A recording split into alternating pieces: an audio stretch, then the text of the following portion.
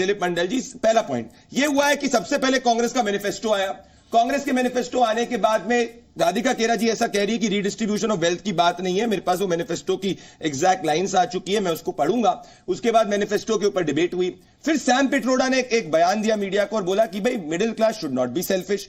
उसके बाद में जाके वापस से एक इंटरव्यू दिया गया जिसमें कहा गया कि भाई इनहेरिटेंस टैक्स अमेरिका के अंदर है, इस तरीके की बातों को भी विचार किया जा सकता है। तो जब मैं इस टोनोलॉजी को जोड़ता हूं तो क्या मैं ये नहीं समझता कि जो वेनेजुएला, अर्जेंटीना में और लेफ्ट ऑफ सेंटर विचार जो ट्राई किए गए, उन विचारों को ट्राई करने का, एक्सपेरिमेंट करने की कोशिश इस देश के अंदर की जाएगी, जो देश लिबरलाइजेशन के एरा के अंदर मूव कर चुका है। जिस समय में कांग्रेस के व्यक्ति फाइनेंस मिनिस्टर थे, तो ये कितना बड़ा शिफ्ट में देखने को मेरे को मिल रहा है। और इससे मिडिल क्लास चिंतित नहीं होगा कि क्या सरकार ज्यादा टैक्स लगा सकती है। अगर वो ज्यादा पैसा कमाए, प्रॉफिट कमाए, अपने बच्चे के लिए एक बड़ी गाड़ी रखे, प्रॉपर्टी रखे, जेवरात छोड़े, बड़ा मकान छोड़े, तो सरकार डिसाइड करेगी अरे ज्यादा मकान छोड़ा है तो उस पर इतना टैक्स दिया जाएगा।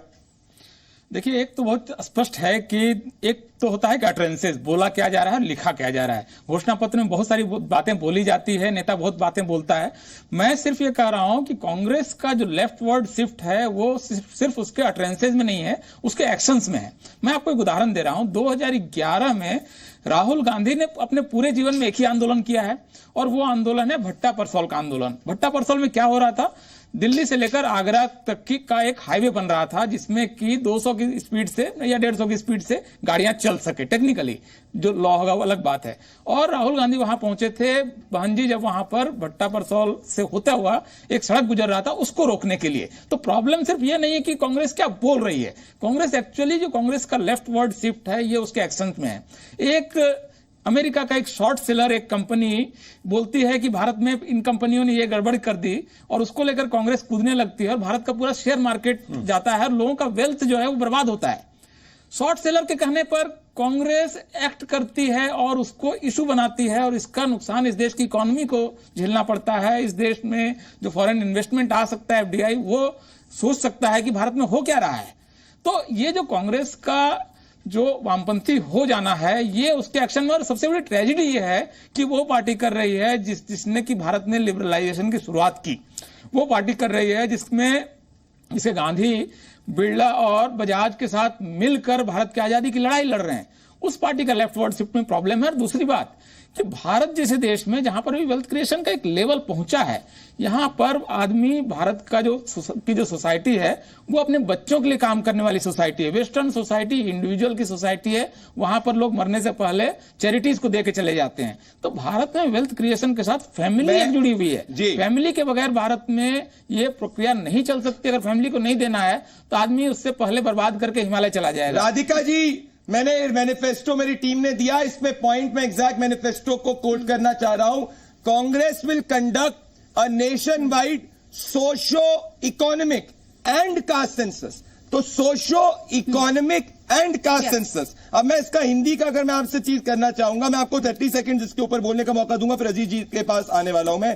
कांग्रेस राष्ट्रव्यापी आर्थिक वर्ड है, आर्थिक कौमा सामाजिक कौमा जाति जनगणना करवाएगी। दिलीप जी, आर्थिक कौमा सामाजिक कौमा जातीय जनगणना करवाएगी। मतलब आर्थिक रूप से जो सर्वे है, एक्सरे किसके पास कितना है वो होगा इसमें। इसीलिए डिबेट हो रही है। के वाजपेयी जी एलजेपी के सीनियर नेशनल स्पोक्स पर्सन भी जुड़ चुके हैं।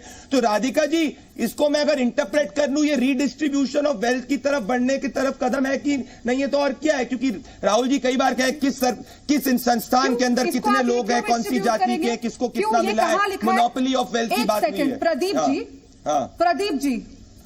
प्रदीप जी, आप अपनी मर्जी से कोई शब्द ऐड कर ले, उसमें लिखा हुआ है इकोनॉमिक सर्वे होगा, हर चीज होगी, economic weaker section of the society, EWS। आप कैसे मापदंड निकालेंगे? आपको कैसे पता चलेगा कि भारत में 1% से कम लोग हैं जिनके पास भारत की टोटल वेल्थ के बराबर वेल्थ है? और ये हमारे मैनिफेस्टो में हमने बतौर लिखा है कि सिर्फ कुछ चुनिंदा लोगों को, और ये पूरा देश जानता है, देश नहीं विश्व जानता है, अदानी, अंबानी और कुछ लोगों तक सीमित है पूरी वेल्थ, जबकि पूरे देश के पास होनी चाहिए। अगर हम इकोनॉमिक सर्वे नहीं करेंगे, हम जातिगत जनगणना नहीं करेंगे, तो देश की आर्थिक स्थिति, देश की जनता की आर्थिक स्थिति कैसे सामने आएगी? आप जनगणना नहीं करना चाहते, 10 साल से आप पॉलिसी किस बेसिस पे बना रहे हैं? और एक जिम्मेदार जर्नलिस्ट होने के नाते ट्विस्ट एंड टर्न करना आपको शोभा नहीं देता। कहीं से भी ऐसा नहीं कहता है कि इनहेरिटेंस टैक्स लागू होगा Radhika ji, redistribution of wealth Radhika ji, मैं इससे बताना चाहूंगा, जब तक नहीं होगा कोई भी इकोनॉमिक पॉलिसी राधिका जी, देश के लिए नहीं बनाई जा सकती। Radhika ji, I have no problem, इस देश के अंदर कई सर्वेज हुए, मैं ट्विस्टर इसलिए नहीं कर रहा हूं दिलीप जी, क्योंकि उसके बाद में रिपीटेडली सैम पित्रोदा जी ने स्टेटमेंट दिया, उसको उदित राज जी ने बैक भी किया। बिना कोई पॉलिसी बन सकती है।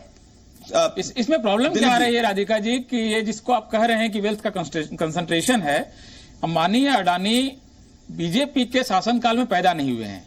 वेल्थ का कंसंट्रेशन लगभग इसी लेवल पर या थोड़ा बहुत घटा बढ़ा होगा, मैं मान सकता हूं।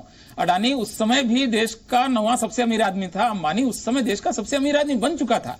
आप लोग इस वेल्थ क्रिएशन के इस प्रोसेस को अपने प्रोसेस को डिबंक कर रही हैं। प्रॉब्लम यह है राधिका जी, मैं लेट मी टेल यू, आपकी पार्टी एक समय में लिबरलाइजेशन ग्लोबलाइजेशन को स्पीयरहेड करने की बात करती थी, विच आई ऑलवेज से दैट, आपको भी बहुत अच्छी तरीके से पता है। इस वक्त मैं ए.के. वाजपेयी जी को लाना चाहता हूं और ए.के. वाजपेयी जी और अजीज जी को लेने आऊंगा।